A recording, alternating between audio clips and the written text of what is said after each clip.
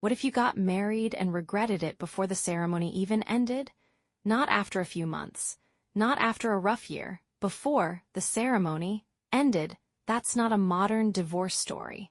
That's Henry VIII and the 6-month marriage so disastrous it got a man's head cut off. This is the story of Henry VIII and Anne of Cleves, and trust me, it gets worse than you think. By 1540, Henry VIII was 48 years old. He had already been through 3 wives.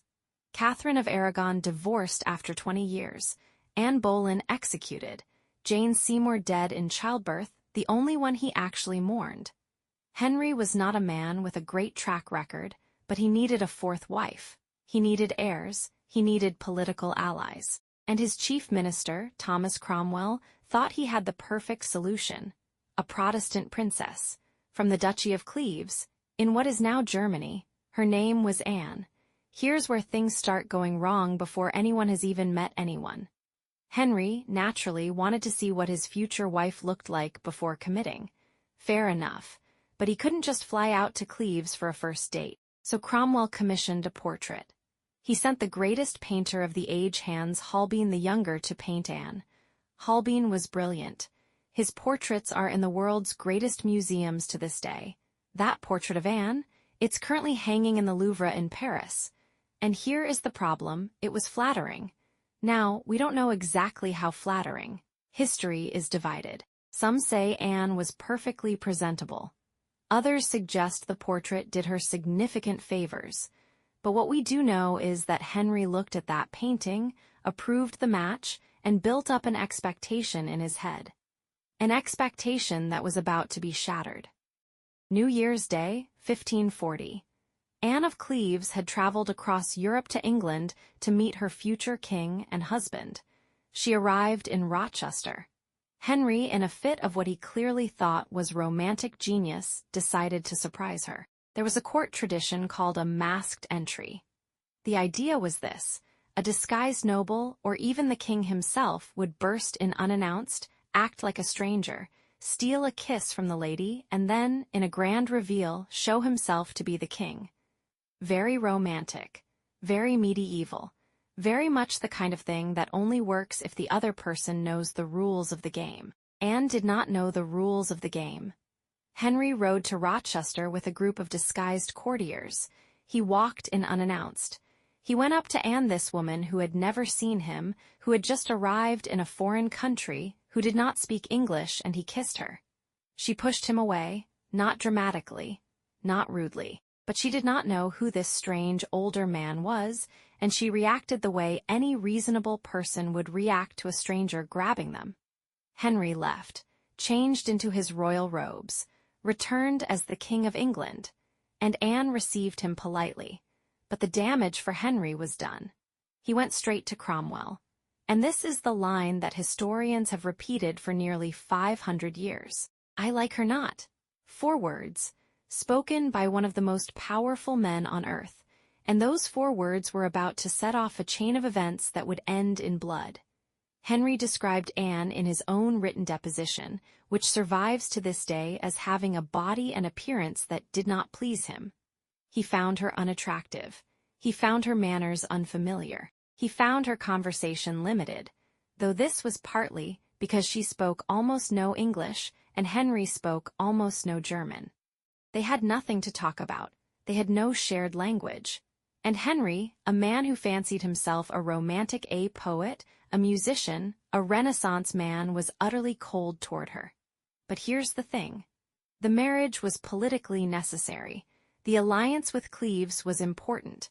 Cromwell had arranged it, and canceling a royal wedding at this stage would have caused an international incident. So Henry VIII, King of England, Lord of the Church, a man who had moved mountains and broken with Rome to divorce one wife and executed another, married a woman he didn't want.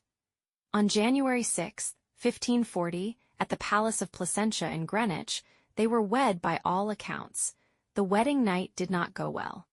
Henry's own testimony again, this is in the historical record, states that he tried, that he went to Anne's chambers multiple nights, and that he could not bring himself to consummate the marriage because, and I am paraphrasing only slightly, she did not do it for him. He reportedly told his physician that Anne had evil airs about her and certain physical features he found repulsive. He was specific. He was petty. And he was a king, so he wrote it all down and made it official. Meanwhile, Anne, to her credit, seemed to have no idea anything was wrong. When one of her ladies-in-waiting gently asked whether she might be with child yet, Anne reportedly seemed baffled by the question. She thought everything was fine. She thought this was just marriage. 6 months. That's how long this marriage lasted. On July 9, 1540, the marriage was annulled. The grounds: non-consummation, and conveniently discovered a prior betrothal contract that Anne had allegedly entered into before coming to England. Henry's official statement included a line that has gone down in history as one of the coldest things ever said by a husband about a wife. "I left her as good a maid as I found her." Translation: nothing happened. Nothing was ever going to happen, and it's her fault. The marriage was over. Now here is where history splits into two very different stories. The first story is Thomas Cromwell's. Cromwell had engineered this marriage. He had sent Holbein. He had vouched for Anne. He had told Henry this was the right match. And Henry, who needed someone to blame for the worst 6 months of his romantic life, blamed Cromwell.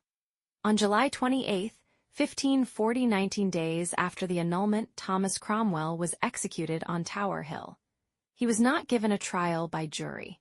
He was condemned by act of attainder, and the execution itself was reportedly botched. The axeman was inexperienced and took multiple strikes. This was the fate of the man who had served Henry for over a decade, who had managed the dissolution of the monasteries, the restructuring of the English government, and countless affairs of state, all of it undone by a portrait.